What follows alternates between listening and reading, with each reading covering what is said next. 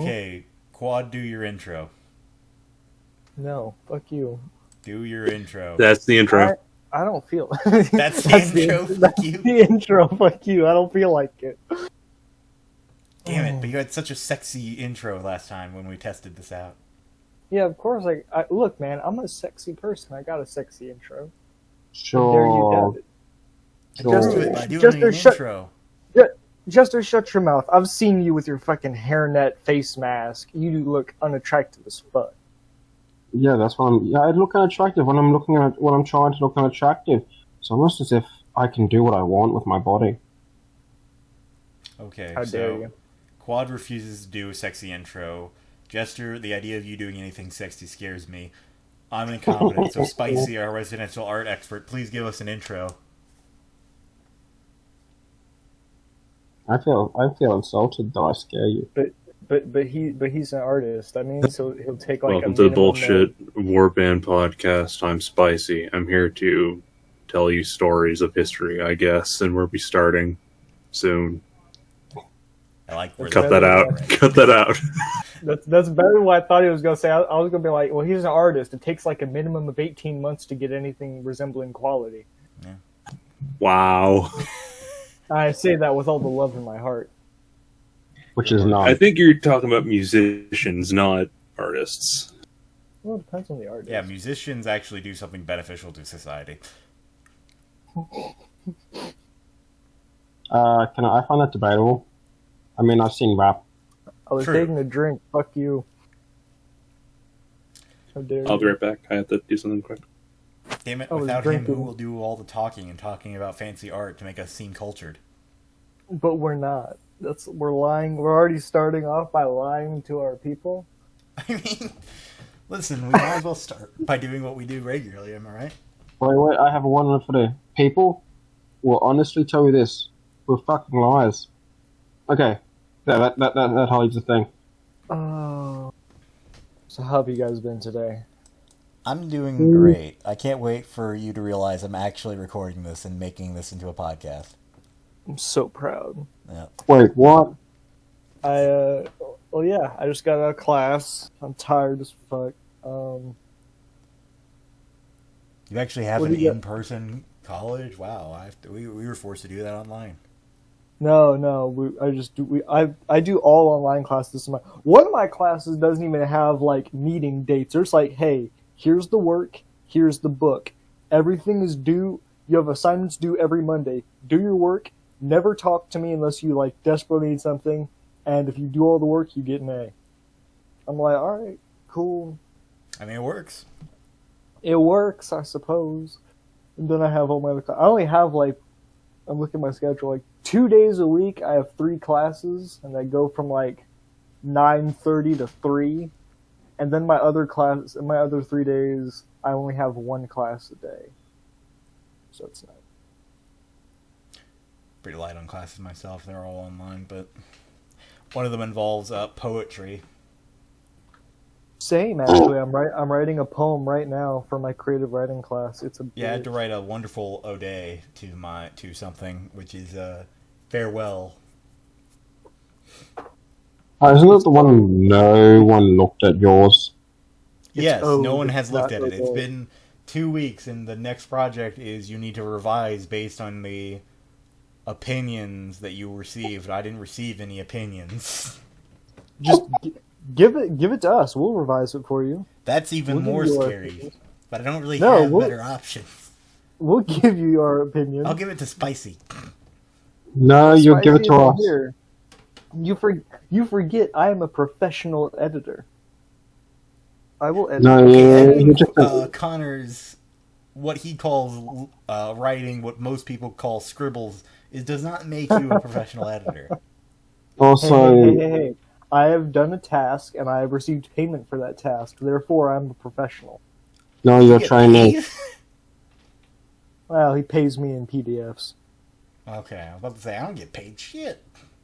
What are you talking about? I pay all you fuckers. Not, You pay us in Not you, video Connor. games. Yeah, but how much do video games cost? that's a good point. But And those what aren't do really you- payments, those are bribes.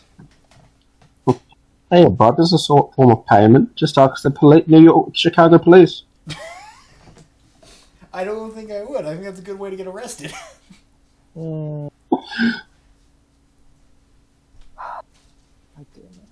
Yeah.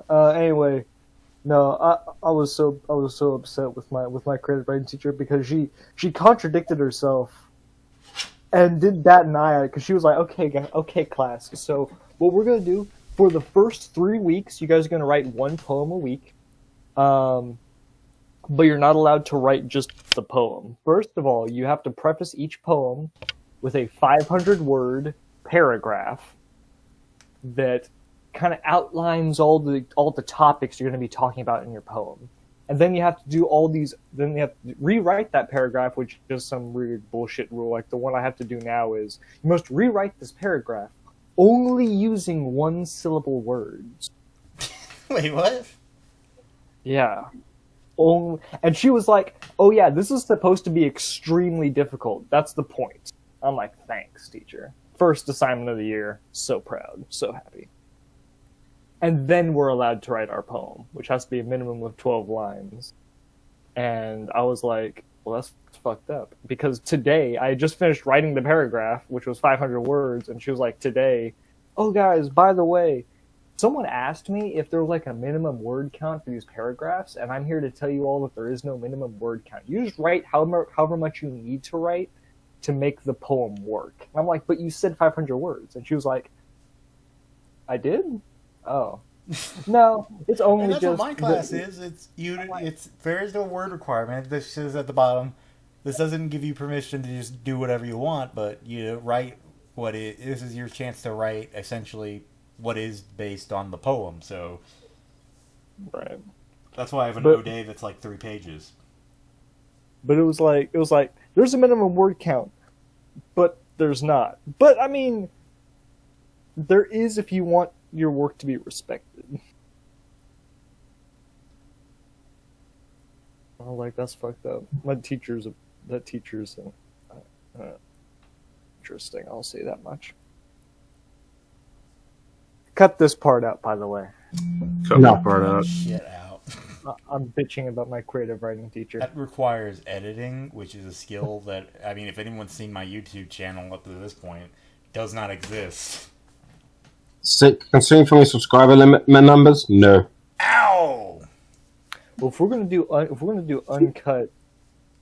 uncut speech, then we need to pay a premium for our unfiltered opinions. You know what? Get even with Joe. Talk about his color blindness in his art class. Ow. I got an A in that class, you whore.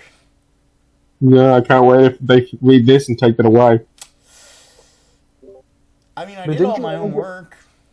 But didn't you only get Chase? Yeah, I was gonna say, but didn't you only get an A because you took every assignment to like Spicy to ask him what the colors were? Okay, we're gonna cut this out. That's a little overboard. I got your back. Like, It's gonna be very awkward when I don't cut this out. I'm like, no one will ever see it. Of like the 5 people that view it, one of them is my former art professor. Oh. No, that look at the things like, is he paying for school? Yes, who cares? I apologize. Not every assignment, but you know what I mean. I mean, I had a lot of assignments that I legitimately had to have Chase or someone else differentiate some of the colors.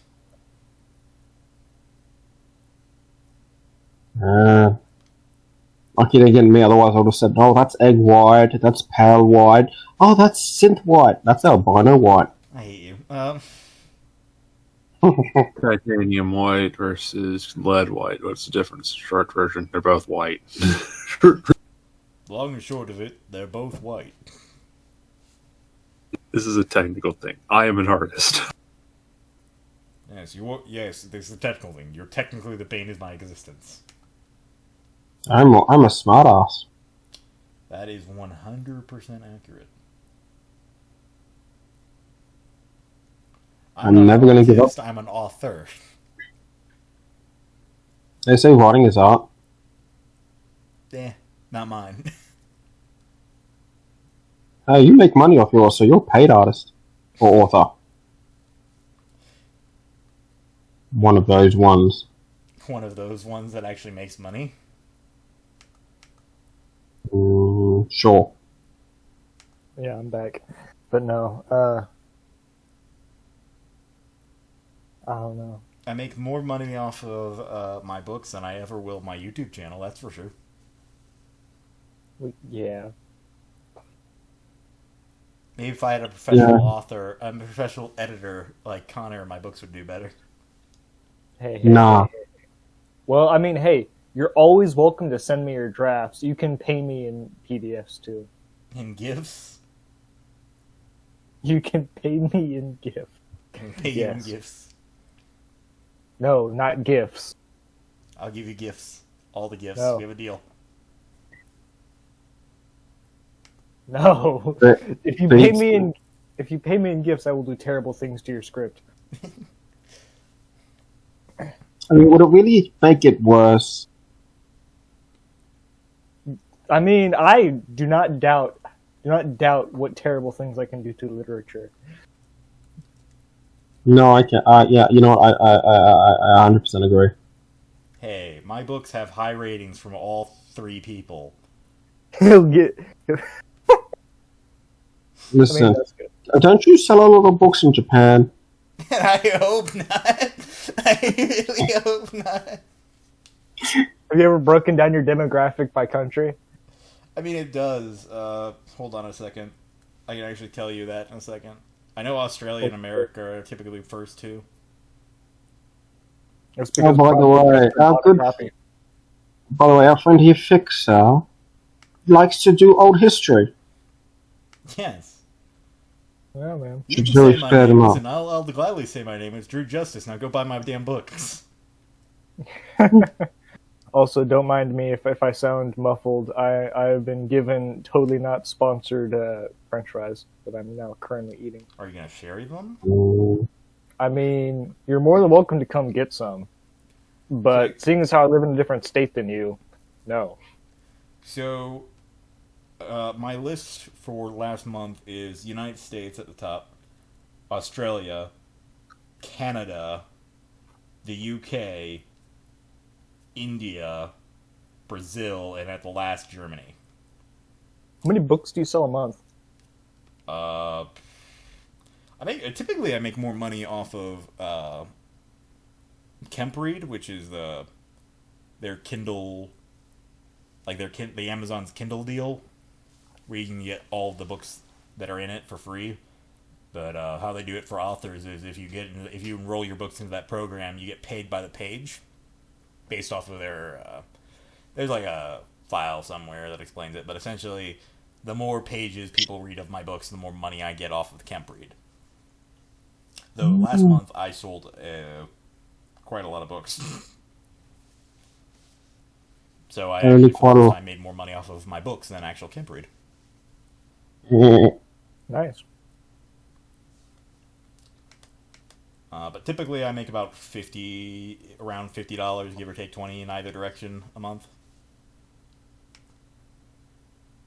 That's nice. I should get on Amazon.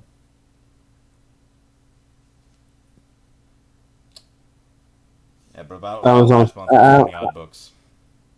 Amazon does not work in Australia. I mean, it does. I mean, clearly it does. I'm making money from there. You're my second highest customer. I think that's people using VPN. By the way, who are sponsors to this today? I'm kidding. No.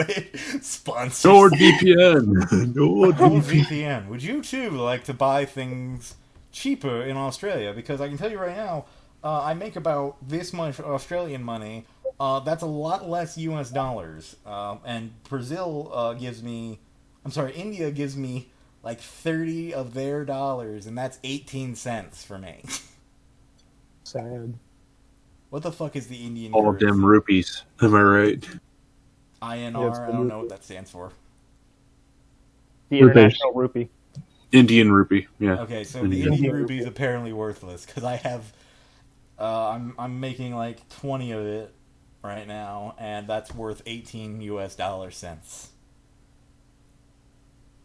Hold on 1 second. The most worthless currency of 2020 apparently is the Iranian rial, where $1 is equivalent to 42,105 rial. So I have to wonder. Second- I'm pretty sure this is not how it's supposed to work. Seconded only by the Vietnamese dong. Said which dong. held- Vietnamese held- dog. Dong, D-O-N-G, that is the name of their currency, where 23,175 dong is equal to $1. That's a lot of dong. It is indeed a lot of dong. That was an easy one. I'm sorry.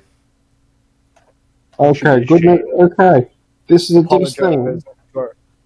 Apologize to our Vietnamese viewers. How do you apologize in Vietnamese? God damn. Don't even try. As an American, I will apologize with napalm. Early in the morning. Rude. Hey. And you'll still lose. Yes. I think it was, speaking of Vietnam and you bringing up history at the beginning of this, who was that guy that you and I believe Jester, were talking about that was, like, very big on talking, like, he was the military attaché for, like, America to Vietnam before they started to rebel against France? Oh, yeah. What the fuck was his name? He was an OSS officer. Hold on. Yeah, but I never knew about that until you guys brought him up. But Peter Dewey, or Albert Peter Dewey. That guy. The guy that was good friends with them and would have been very, very nice to have on our side, telling us, "Hey, so the Viet Cong, yeah, listen, they like to fight like guerrillas. We really shouldn't." Not even that. Like, he could have been so useful and just... And he was, at the beginning, we're just telling them, they're nationalists, not communists. We don't need to fight them. And then he got killed in a traffic stop by Vietnamese officers. Yeah. Which really, breaks the cake of, shooting your own foot, huh? Spicy, are you still happy you're here? Yeah, I am weighing my options. Listen, Getting you're less part of excited, getting Warband less history. enthused We've by been the minute, saying we're yeah. going to do this podcast for literally years, and finally, I just fucking did it because. What do you mean, literally years? I brought it up like 2 months ago. We've been bringing this up since, like, the Warband was a thing. Oh, we've been bringing up that the Warband should have its own YouTube channel. Yes. Spicy, we love you, but at the same time, you're not allowed to leave. I'm not allowed to leave. I can leave We whenever need the fuck 4 I people, want. otherwise Watch. the screen looks weird. You know it's going to damn be it, extreme. see? Yeah. Now it's a weird pyramid. Yeah, don't do that again. It makes a weird pyramid where quads on top of us. No, Hey. From the way he sounds, it sounds like he likes being on top. I'm sure he does, but I don't like being on bottom. Anyway, welcome back, Spicy. awkward. Incredibly awkward. By the way, Drew, good news. What? I made it to the step place. Oh, yay! We can finally play Albion together. I hope we make a lot of money. I made a lot of money off of my expedition. Hey, Spicy, Yes. tell us about columns. What? Quad. I don't want to go into columns. Sorry. He's like, It's okay. yeah, columns. They're fun. They hold up buildings. You can use them to do nice buildings in Minecraft. Yeah. So tell me, I'm sorry. which is your preferred column, and which one do you? No, we'll be here for like 45 minutes. Oh, no, Is it it's the actually Roman short. column? Is it Caryatids, the Roman? because they're sculptures that are turned into. But what about the Roman architect columns compared to the Greek columns? They use the same For an ones. actual assignment.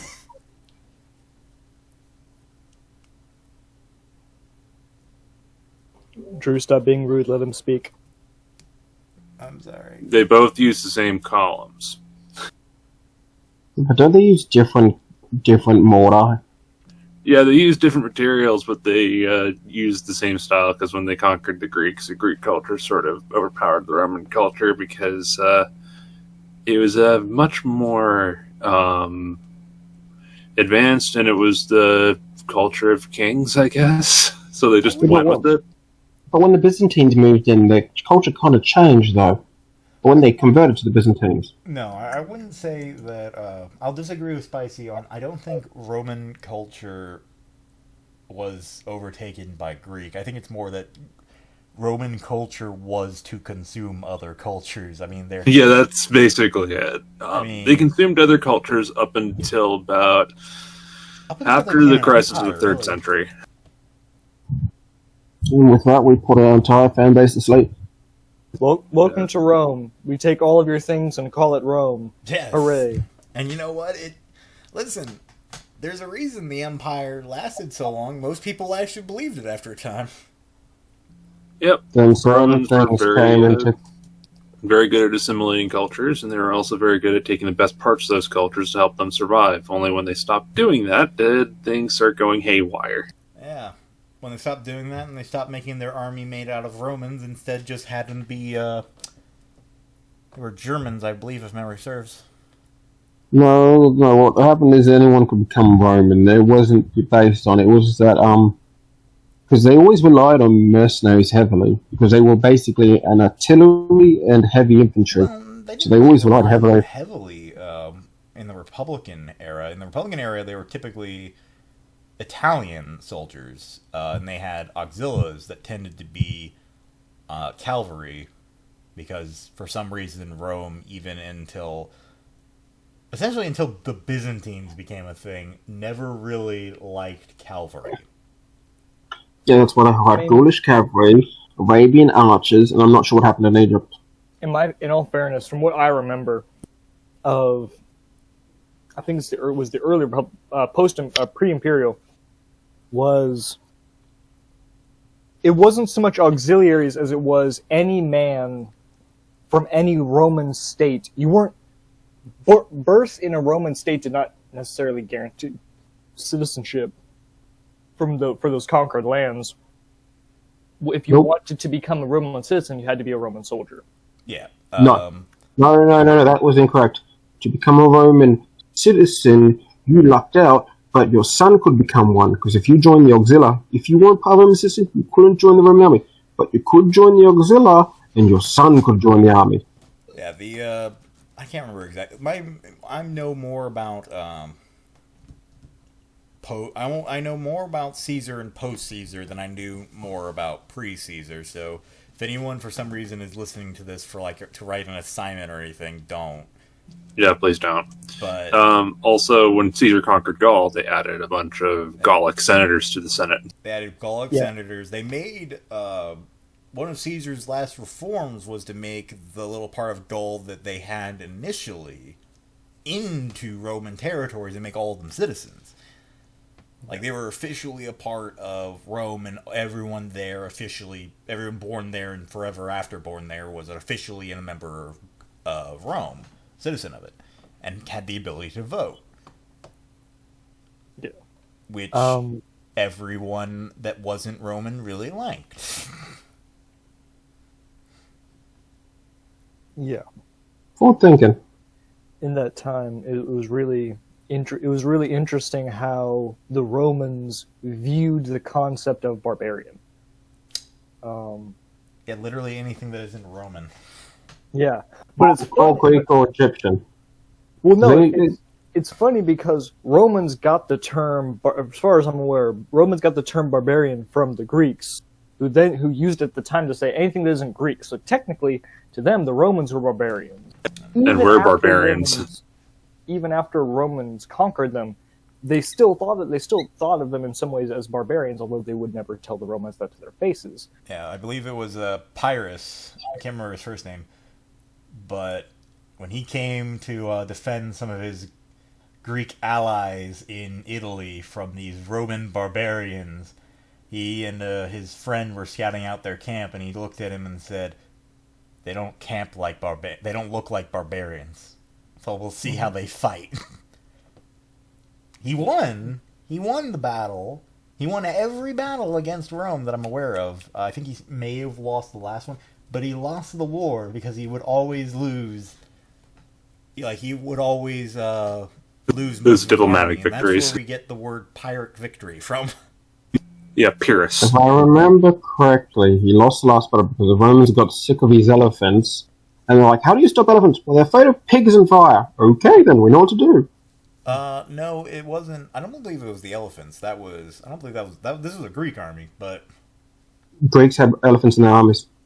Yeah, they imported a lot of Greeks, or they imported a lot of elephants from India to fight for them, as well as elephants from Africa. Hold on a second. Yeah. You're looking this up, aren't you? Yes. It's also interesting how, with the barbarian term, it wasn't really how it was viewed. It was always viewed on an individual term more than, all Gauls are barbarians, or all Egyptians are barbarians, etc., etc. Because even though they had the stereotypes of each culture, if you could say, I was in the Roman army, then you, no matter where you were born from, you stopped being a barbarian. Period. You were a Roman. Or if you're an ally of Rome, because Romans lied to their allies. They enjoyed having their allies. Sure, they'd want to eventually capitulate them, but when they had them, they're like, "You're good." That's every empire. Just so you know, with their allies, strength of the battle that I'm talking about. Epirus had 40,000 men and 19 war elephants, so you are correct, Alistair. However, I didn't realize that Rome had the same number of men, apparently, and 300 anti-elephant wagons. Yes. Oh, It doesn't take a lot to scare elephants, honestly. Also, the elephants Pyrrhus was using were not experienced elephants. I believe they were fresh off the batch. So he didn't, because, he took losses. I will take your word for that, but, yeah, no. You never, an elephant. never get into a... I'm sorry, you go ahead. Rome was scary, because Roman had the mindset of, unless you can beat their win, you're not going to beat them down. You can slaughter their armies, you can beat their armies one by one, but they'll just keep bringing them back up. I think the main reason why Rome lasted as long as it did is they just had the mindset of, oh yeah, well, this will be the greatest city ever, but it's a pile of rocks. But listen, my great-grandchildren will be able to put the last stones here, and it'll be the greatest city ever. It may not be the greatest now, but one day my descendants will live in the greatest city ever. I mean, arguably, Rome is the greatest city because wherever the Romans went, they built Rome, just elsewhere. Yeah, they said into it. People stayed in Rome for as long as they did. I mean, when you have an empire that comes in and conquers you, yeah, that sucks. But then again, that same empire then builds roads, builds cities, gives you infrastructure, will then train you as well, typically, in their ways, send a bunch of you to college, essentially. At the early time, respect your gods and even bring some of them into their pantheon. We'll bring most of your gods. All of your main gods will be respected and be brought up to the same level of their gods, and I believe even minor gods will be respected locally. Yeah. Well, here's it the thing. was a tradition. It was before Christianity became a thing. It was a common thing to pray to your gods, but pray to the local gods, because those fuckers will smite you if you don't help pray to them. You must always pray to all gods, never one Anyway. god. Well, anyway. Well, yeah, the thing with the Greeks and the Roman gods, they sort of saw cognates of their gods and other people's gods. So they would, for example, when they conquered Britain, they saw the Celtic god Lu, and they called him Mercury because of the similar portfolio, as it were. Same thing with Odin. They made Odin into Mercury because they're both tricksters and they both like wandering around. I think Mercury. Wasn't Mercury just Mercury wasn't he the messenger god from Greek? Yeah, Mercury Yeah. was Hermes in the Greek version of the Roman god Mercury. Yeah, God's in large part thanks to Rome. God's got a lot of, as I would call them when I had to do study on them for college, really fucked up. Well, I mean, to be fair, with as far as Roman religion goes, for the most part, at least until the Christianization of Rome, they just didn't give much of a fuck. I mean, even when they had like Judea even when they had Judea as a province of Rome, they didn't persecute the Jewish people because of their faith. For the most part, the persecutions happened due to political differences and not religious. Yeah, they weren't Romans. They weren't Roman citizens, was the main reason why they were persecuted. Though when they became, ironically enough, when they became Christians, they were far less accepting of. Oh yes. Yep. I just came from this discussion. The class I was just in was on the Holocaust, and we're talking about Rome and all the way back to all the persecutions back to Rome. Yeah, it's odd, the Christians, that religion that keeps saying that they're the most inclusive. The pagans that they replaced, they weren't. They became a far less inclusive club. Let's maybe not offend the church on our very first recording. I'm Lutheran. It's my job to offend them. The church has got worse troubles to deal with than us. Yeah. Alright, listen, we're just talking about... Cut into the Pope watching our video now and saying, "I will exile all of them." All of them. Not exile, excommunicate. No, wait. How is he going to exile me? My people have already been exiled. But you made a home of it. You'll be exiled again. You will be sent deeper into Australia. You'll be sent to Tasmania. You'll be sent to Central Australia. Tasmania's nice, though. Tasmania's a holiday point. Why don't anyone send us there? You'll be sent to New Zealand. New Zealand is also a lovely country. I'm not the Kiwis. I wouldn't be able to handle the jokes. Yep. You wouldn't be able to be a Kiwi? It's like what's that old ass movie? I don't remember what it was called, but it had this really funny scene where they drag this guy in front of him. They drag this guy in front of this leader, and he says, and the captured guy is saying how there's nothing you can do to make me to talk, you fucking bastard. And the leader just points at him and says, "Take him to Detroit." No, not Detroit. Anything but that. No, as he's getting dragged away. No, please, anything but that. As he's like shaking and yelling, screaming as he's being dragged off screen. Listen, Detroit ain't that... Okay, I can't really defend Detroit, but... Central Detroit's fine. It's just the outskirts that need work. I mean, the market like it. If by need work you mean need to be purged and replaced, then yeah. Look, my father was born and raised in Detroit. It's a shitty city. Is that why you're hard as hell? No. Their plan is to make a lot of the abandoned homes into farmland now, as I understand it. Really? Yeah, that's the plan. Like, with a lot of the abandoned homes, they're going to demolish them because it's a fire hazard, and one of the plans is to turn them into urban gardens so that they can feed the city better.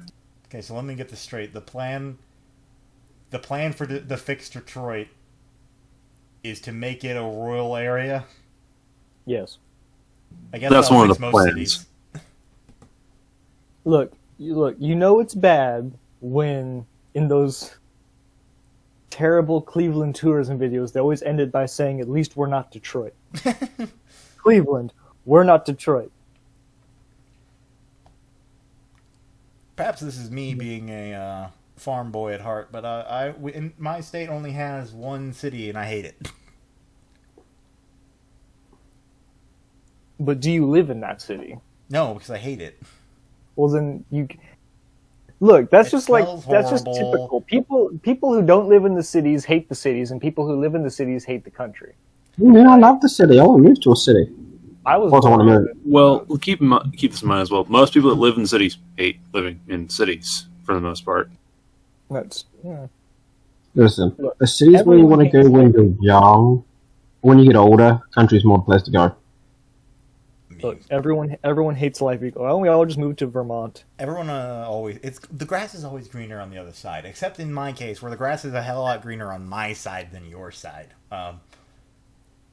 Because I actually have green instead of concrete. I mean, I have green on my front lawn. Yeah, we have loads of green in my area. I'm like technically live in a city, but it's more of a rural suburb that got converted into a suburb. I Oh, should that say reminds me of green, meaning to my ask. area is mostly corn, so yellow. Spicy, did your area get hit by that huge winter storm that came through? Which one? The one that was supposed to like leave a trail of snow all the way from like to the west coast to the east coast? That hasn't hit yet. Hasn't We hit are yet. actually overdue for snow in my area because it only comes once every 60 years or so. Last time snow was here, Nixon was president. He scared it away. So, I'm not a crook, So- but I did take all their snow. Well, I mean, we get snow in the state. It's just like in my part of the state where we're near the ocean, we rarely get snow unless you're in the mountains. You know, you saying that, Drew, reminded me. There's this really nice video on YouTube that takes all these archives from presidential addresses in an attempt to record what the voice of every president sounds like, all the way back to like I think the first one is Polk. I want to say, or I'm not sure. But and they go all the way from Washington. that. I was like to say, I was going to say, like, I get that Hamilton's really popular. I don't think that's how Washington actually sounded. No, they didn't. No, they didn't do Washington. But it was like when the first recording, like they have Lincoln's voice on there. But they take little bites. The only recording of Lincoln's voice I know of is his original version of the Gettysburg Address was recorded. Really? Yeah, there's a recording of his voice. But Drew right here is like, I'll be damned. but the sound bite that they get from Nixon is literally the one he'll be remembered for is "I am not a crook." Wasn't he? Yeah. That's the line they put because it's only like a couple seconds of each president, but that's the one they take from Nixon. Of course. World famous slide. Yeah, I'm not a crook. Okay, the first U.S. president I earned everything to I've got. have his voice recorded was apparently Benjamin Harris in 1889. Hold on, let me pull up the address. Let me find it. I'll be right back. During the regarding the first Pan-American Congress.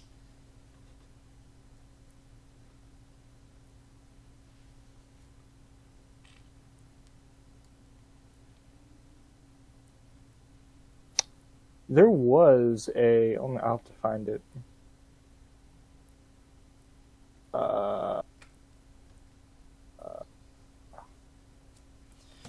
I believe, though, speaking of U.S. presidents and interesting things about them, I was talking to Jester about them, and we looked at. Hey, don't bring me into your crime. Yeah, we looked at their religion. So I remember that it was a big controversy that Kennedy was Catholic.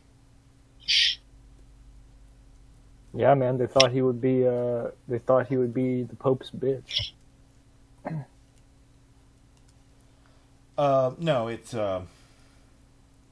as I was telling Jester, the U.S. as a country is a very vindictive entity.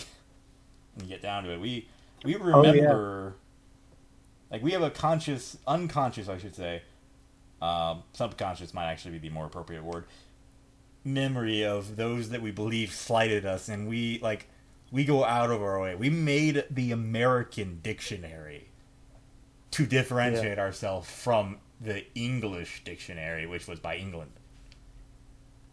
Which is why you'll have really uneducated Americans talking about why can't they speak American? Yes, they are They're speaking technically that not goddamn incorrect. English. I mean, I suppose they're not, There but is two different it's dictionaries, not. and America did. The founding fathers did literally go out of their way to make it so there is the American English and the British English. How But about it's not a good look. It's not a good look, man. No, it's not. But then again, France But, did I- something I- similar when they had their revolution. They created their whole new calendar that they got rid of because it was so damn bad because they just didn't want anything a part of the monarchy. I was telling Jester last night about some weird, like, American things. Like, in Alaska, you can get fined and even face possible jail time for not owning a gun. Yes. when people ask why I want to move to America, I say because the gun laws are fun. Yes. I mean, hey, if you want to move to Alaska, the U.S. government will pay you. Is that true? Yeah. I'm There are certain... Let's get my education degree.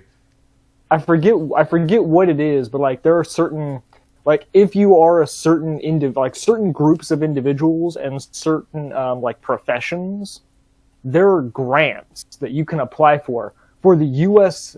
government to pay you a yearly salary for you to migrate and live in Alaska. Yeah, it's I $100 a year. And it's actually Sure. not a bad wage. Hold on, let me look it up. You talk.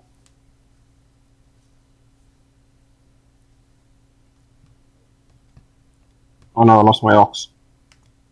How do you lose I lost your my. knots? There's hundreds of thousands of people here, man. I lost my surf. Just press A. You get it back. That takes longer. Yes. So, Quad, let's play a little game here. I'm going to name off the religions of these presidents by popularity, and I want you to tell me if you heard of this particular church. Okay, well, before you do, I just want to say, Alaska, not only just migrants, but like every official resident gets paid up to $2,000 a year. In addition to other ways of making income. That's just federal money. Damn.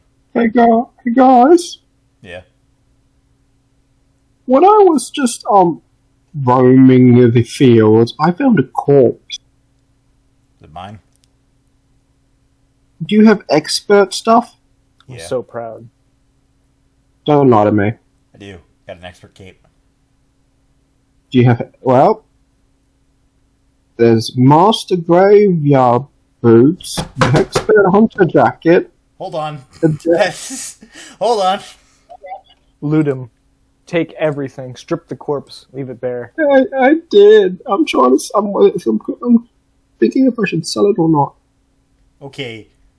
I'm opening my Albion. This recording's gonna look weird in a second when the Albion gets over it, but I'm opening this up right now. That better not be my shit. Do you have your expert's bag? I believe so. Just selling it I just back to became them. an expert adventurer and I have graveyard stuff. There's also... It's not you because there's an expert's torch. Okay, it's definitely not me. Okay, thank God. But no, I just want to point out, before we continue with your game, I highly recommend this never gets uploaded. We start fresh next time when we're all like ready for it. I wasn't ready. I just came in and you were like, "Hey, I'm recording." I'm like, "Fuck you." Yeah, I know I'm stuck because I want to get some sleep, but I have to be in this now. I mean, we've been doing this for an hour. That's enough for a thing. I recommend this never gets uploaded. I recommend I it recommend does. that it Plus- will. plus- Because if plus- I upload it, it'll encourage us to do better next time. Plus, given what we've talked about, I'm pretty sure Spicy will never join us again. Yeah, he will. I wouldn't be so sure. Spicy, will you join us again? Well, in the words of Jester, the residential not Aussie, here. silence is confirmation. He's not here. He left a while ago. Silence is confirmation, Quad. He's gone. Ignorance is bliss by Drew standards. Anyway. Well, are you going to tell me about some presidents' religions or not? Oh yeah, that little game. Hold on a second, let me pull it up. I just Whoa. closed it. Hey Drew, would you like some a good craftsmanship master graveyard boots? Yes, I use graveyard equipment, but yes. So here's them by most popular religion. I can't say this pronounced right, but it is Episcopalian. Episcopalian. Episcopalian, yeah. Episcopalian. Yes, I know it. Okay. The second most popular, Presbyterian. Yep. You've heard of it? Yep. All right. Yep. There's a Presbyterian church like 2 blocks down. I've This is never heard of America. either of those. There's a Christian church on every block. Here's the first one that I've heard of, and I'll be surprised if you hadn't. Baptist. Yep. Yep. Methodist. Yep. Yeah, Those that's two believable. I knew, but all the other ones I hadn't. Unitarian. Yep. You're shitting me, really? Yep. No formal affiliation is the next popular. I assume you recognize that one. Oh, of course. That church is literally in my backyard. Yeah.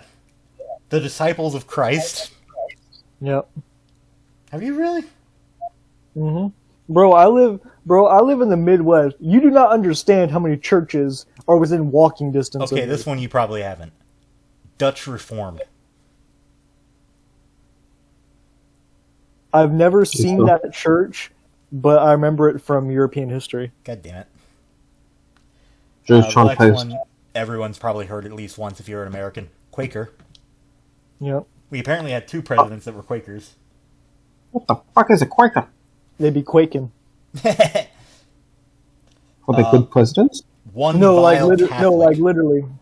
They're called Quakers because, if I remember right, early like religious services, they would get so into their prayers that some of them would actually shake, and that's why they were called Quakers, because they were literally quaking in reverence. Isn't that shivering? Friendly service shaking? reminder: none of us are Quakers, Oh, by the way, yes, Quakers. but I do Quaker. No, they- They'd be quaking. What I want to see an Amish president. First order of business: no more cars, no more planes. The way of the horse. Or at least a Mennonite. Welcome back, Spicy. The after Catholic, the only one, Mr. Kennedy, who was considering the amount of affairs he's well known to have, probably not the most devout of Catholics. We have one. Let me know if you've heard this one, Quad. Congressionalist. That sounds familiar, but I can't recall specifics. Okay, so we finally have one that he absolutely doesn't know.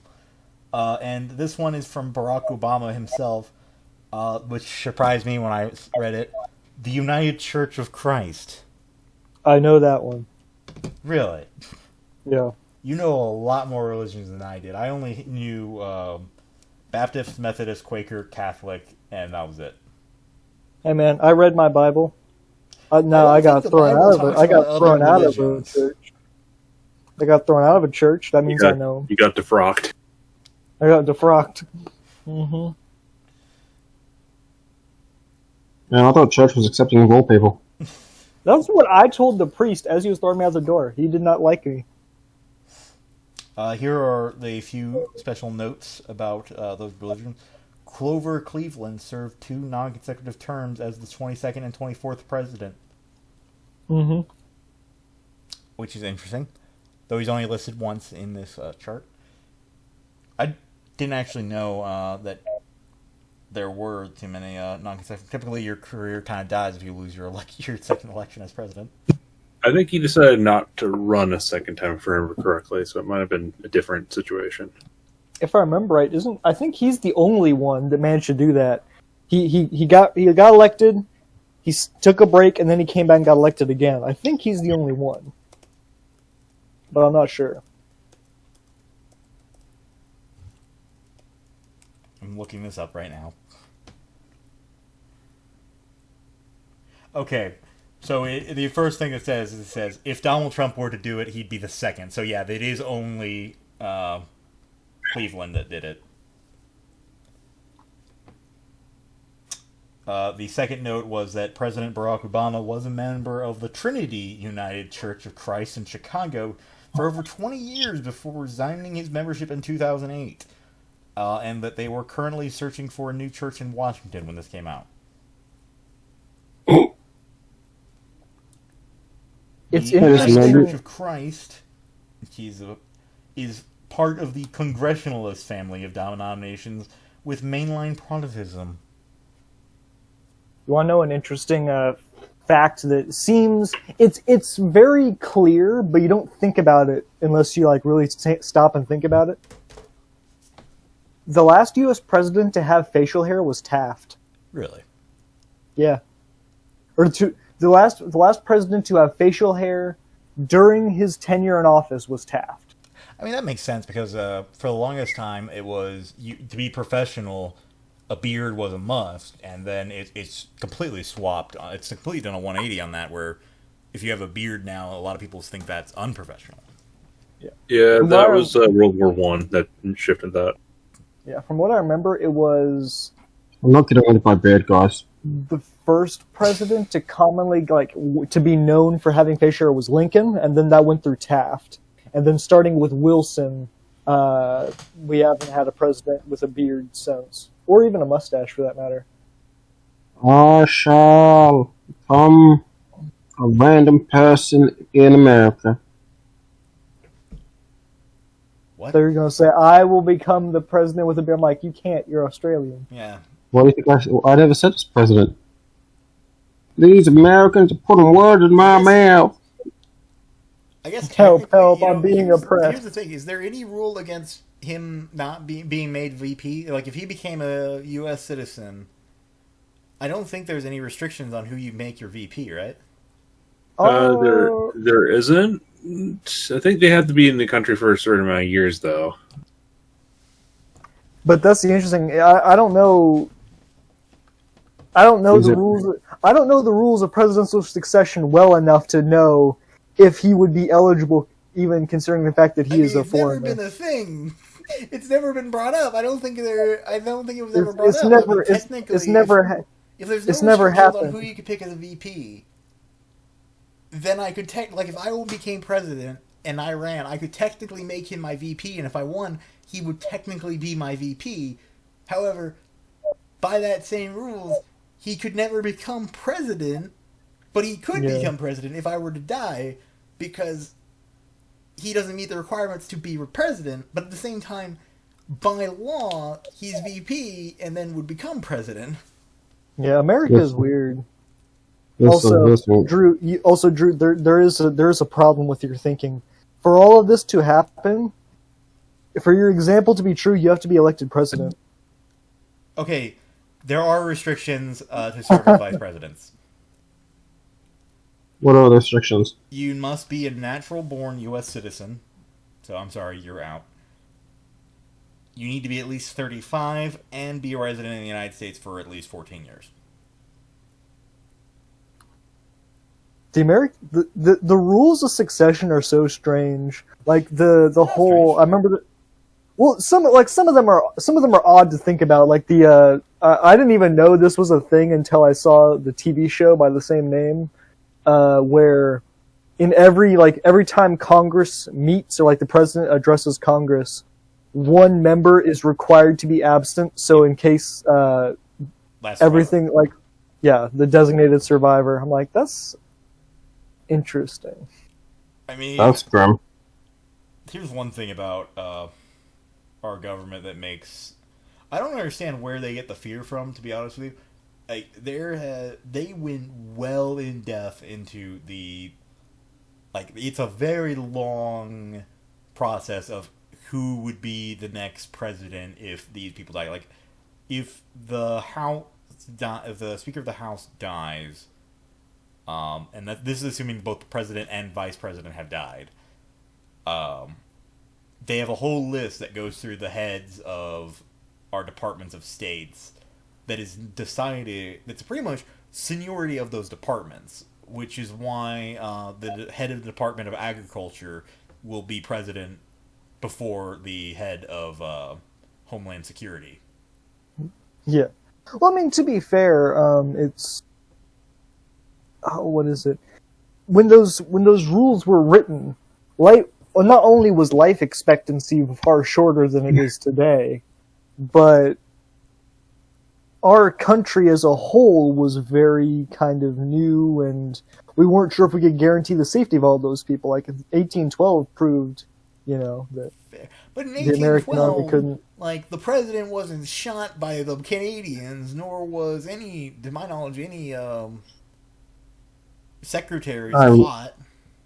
True, they weren't shot, but it's proof that while those secretaries and those government staff may have been able to get away, but the city itself wasn't able to be protected fully.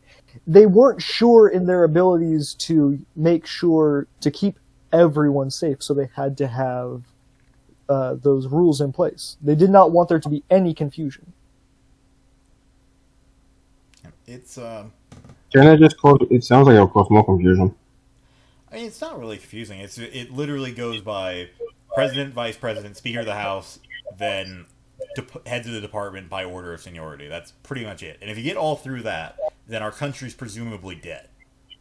Yeah, and also to be fair, it's not even talking about getting shot. Like, what if, in those days, during a meeting of Congress, a pandemic goes through, and like a sickness goes through Congress and starts wiping people out. I think that's the most realistic explanation for how that could be used. Except the president survived. Yep. Except that was actually brought up by a YouTube channel that I can't remember exactly who brought it up, but they brought up the interesting fact that if the president is... So there's a clause where if the president is incapable, he can be relieved of office and the vice president become president. However, there is nothing to tell, like, there's no guideline to tell you if you're incapable. It's not like a doctor has to declare or 10 doctors have to declare. It's just if he is declared incapable,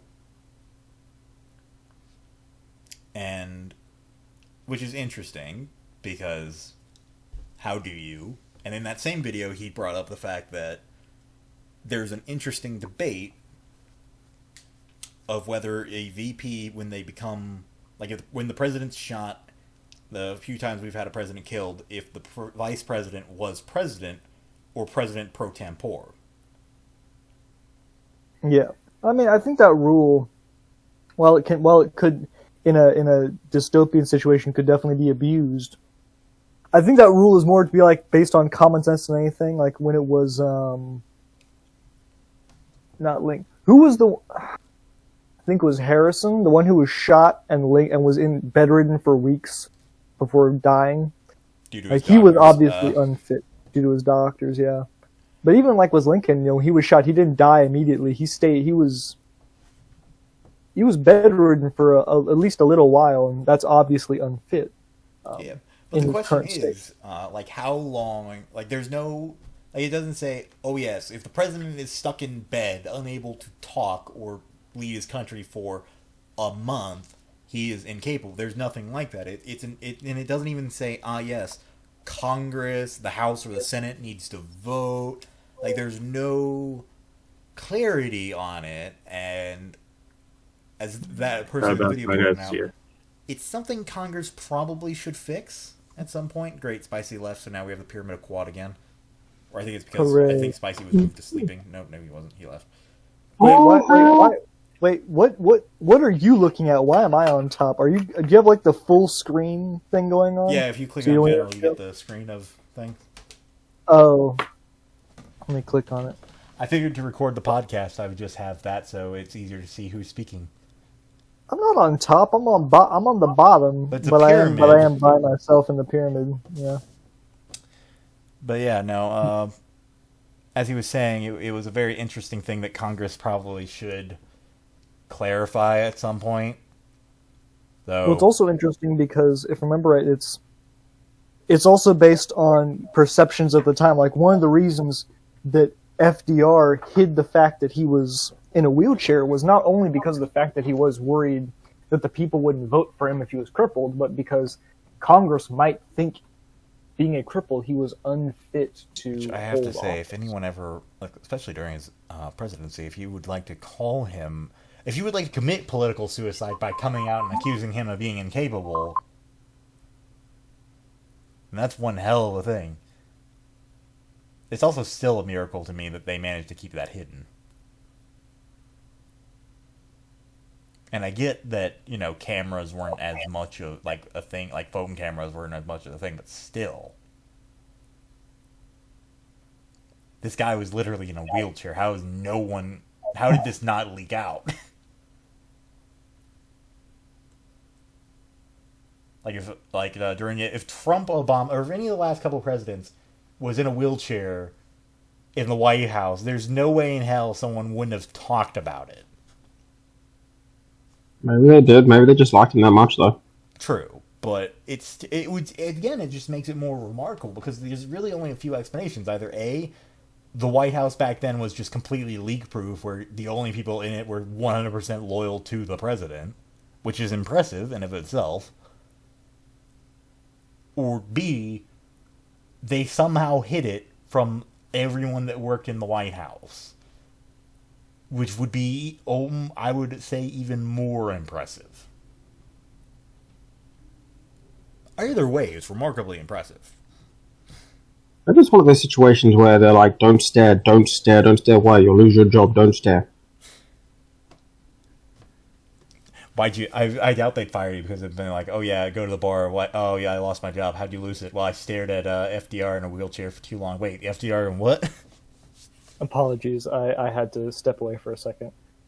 Oh, good. We don't believe you. FDR in a wheelchair, look at him. Yeah, look at him stand. Yeah, look at him. Look at him drive his car. He's fine. He's the president, he doesn't need to drive, he has someone else drive for him.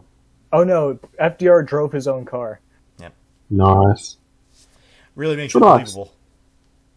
Didn't he? He had to like contract. I think it was Ford. He had to contract out to Ford to get one of the first like wheelchair accessible cars, like with all of like the brakes and all the pedals inbuilt into the steering wheel. Again, He had to have it this built didn't specially get for him. out.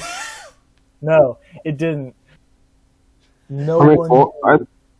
I think Ford was just happy about the check. Fair. We get to make a special car for the president? Hell yeah. Make a car for the president. Wait, it's got the wheelchair. Oh.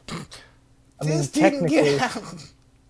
I mean, technically, being it's a federal contract, so it's filled with NDAs and clauses. I mean, yes, still, yeah, legally, yes, but that hasn't stopped this thing called whistleblowers. That's true.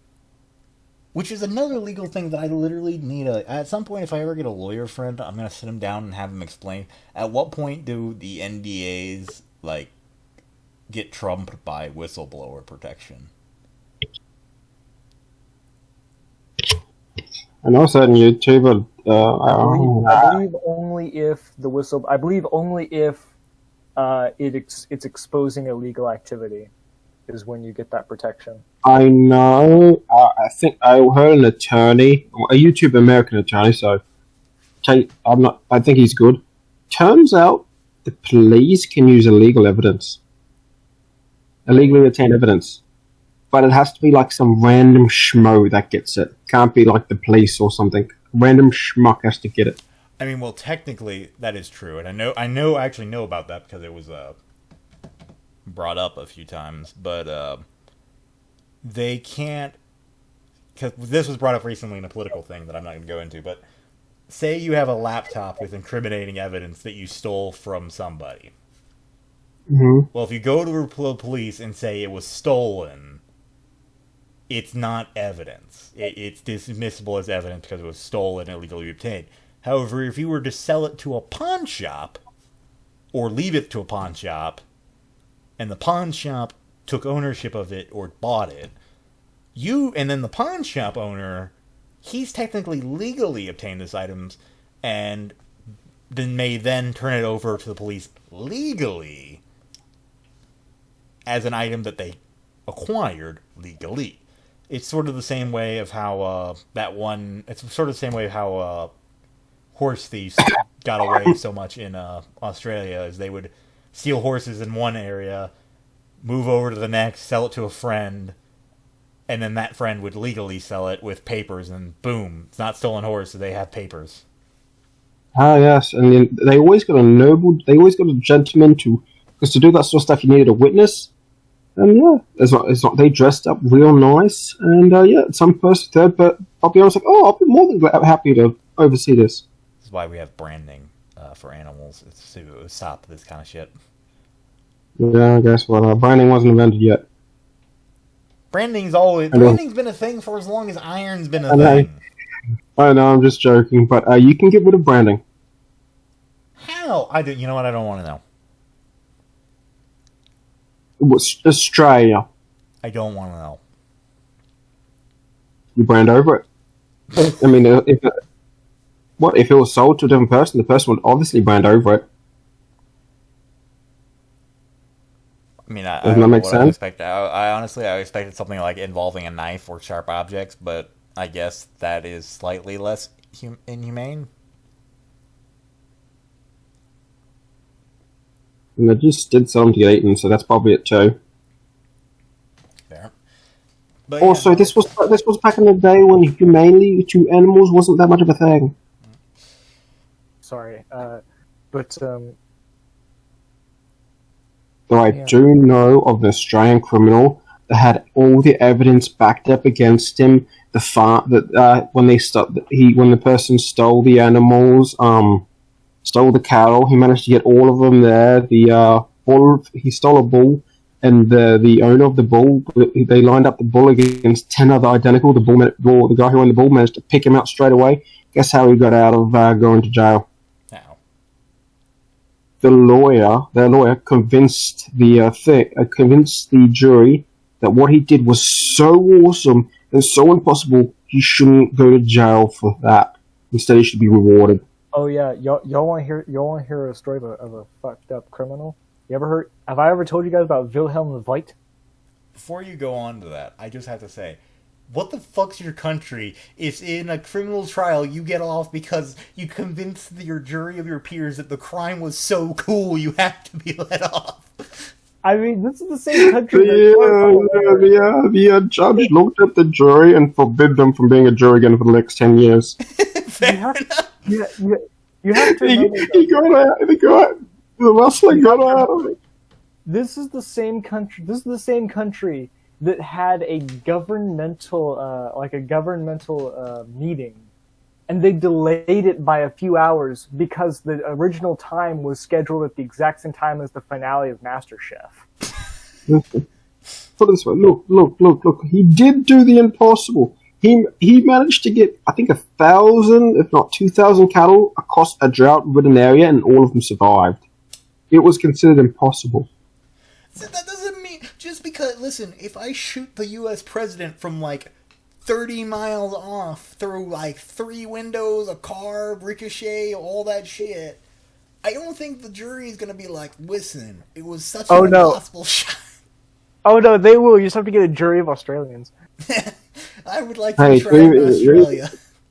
To be fair, he never killed anyone. So what he did was steal cattle. So he had that on him. They couldn't charge him for murder. They only charged him for cattle rustling. And yeah, the jury were like, nah, that's too awesome, man. He's right. That's awesome. Let's not put this guy in jail. But no, let me tell you. Have you guys ever heard of Wilhelm Voigt, the great German con man? Nope. All right. So wait. Say this again. Story. Wilhelm Voigt, the great German con man. Is this that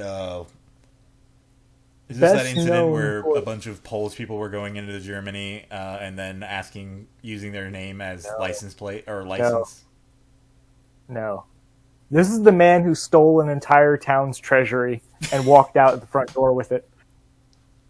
How? So, I'll tell you how. So, Wilhelm Voigt was a German con man who worked, as far as I'm aware, I think he worked in a pawn shop, if I remember right. I'm probably wrong on that.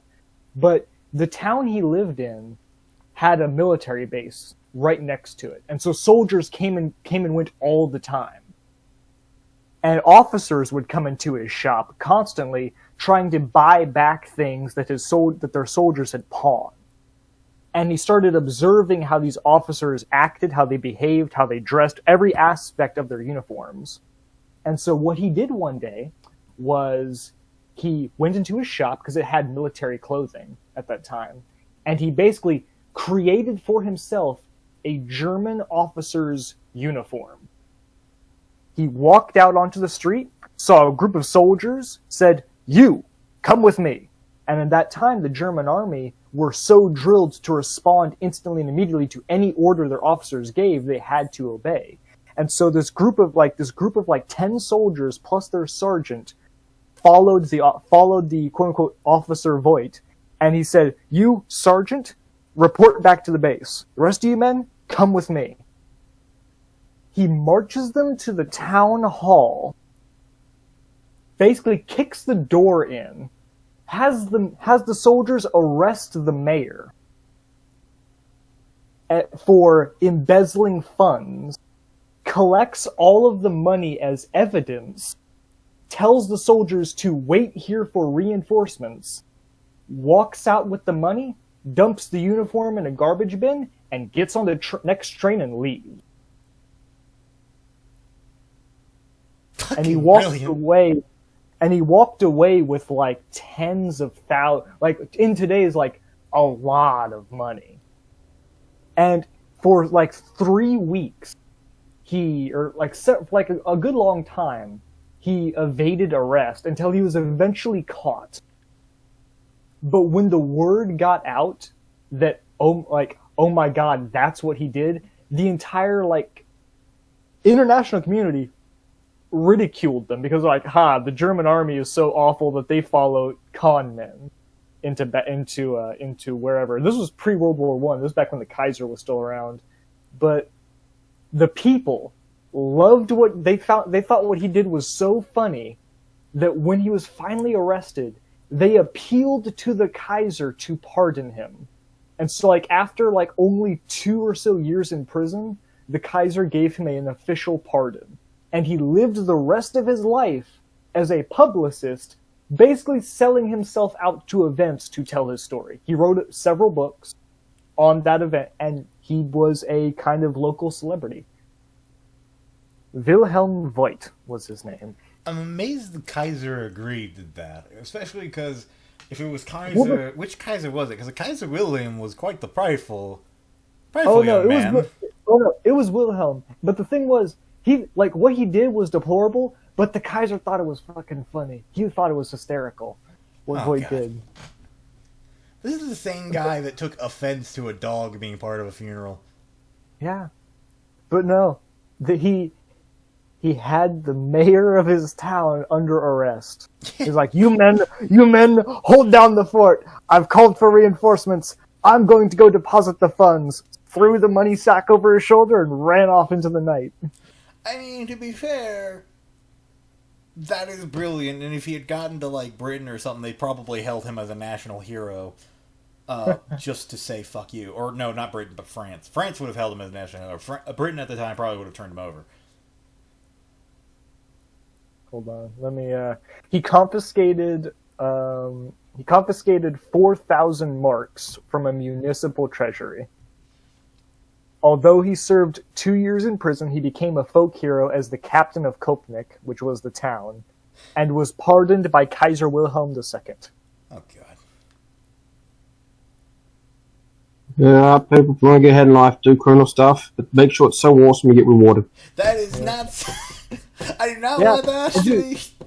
I swear to God, if this podcast gets successful and I get called in by the cops because of this... But he's a folk hero, the town hall where he was, the city hall, has a statue of him. Look, this is the statue. I'll put it in encouraging. We do not endorse this podcast, whatever it shall be named in the future, does not endorse criminal activity, no matter how cool. Here, I DM'd both of you the statue that sits outside. There's a museum in Germany that has his uniform he wore on display.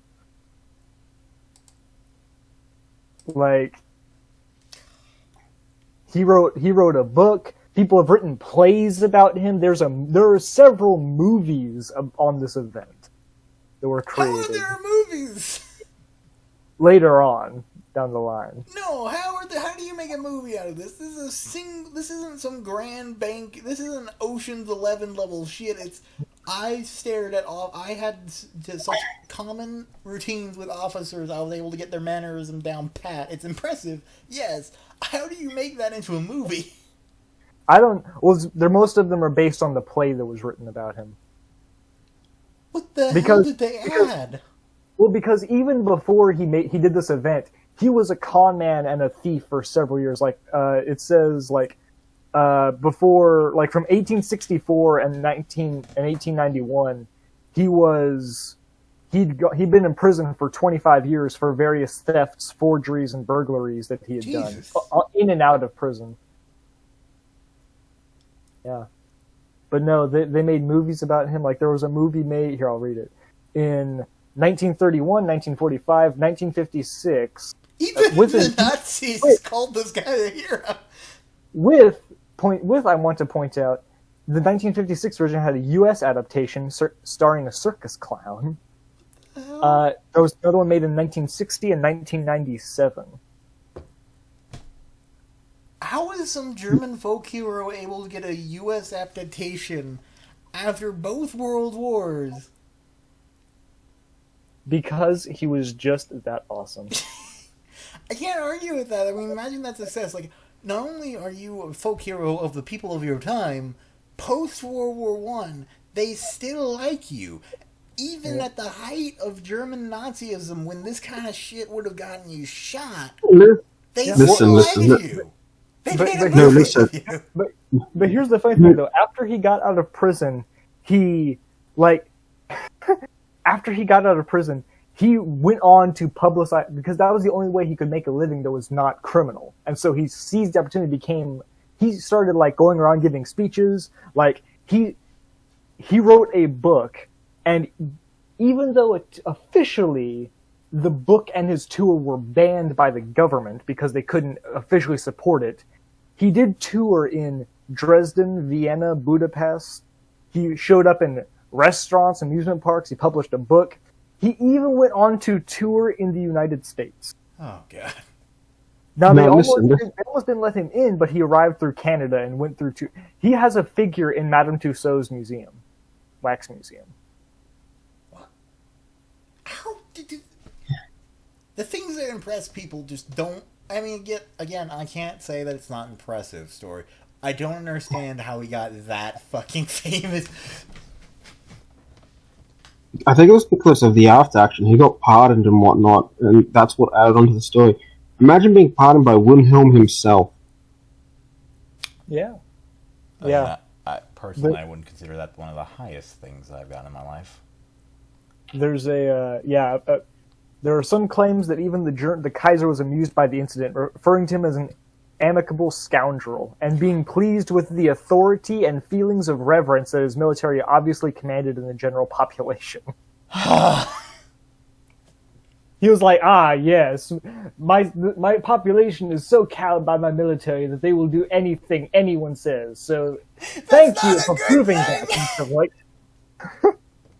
Leave it to the goddamn leave it to the most incompetent leader of fucking Europe at the time, except maybe someone in Austria-Hungary, to see this, hear this, and think, oh, how great, my military's so disciplined, they'll just rob a bank.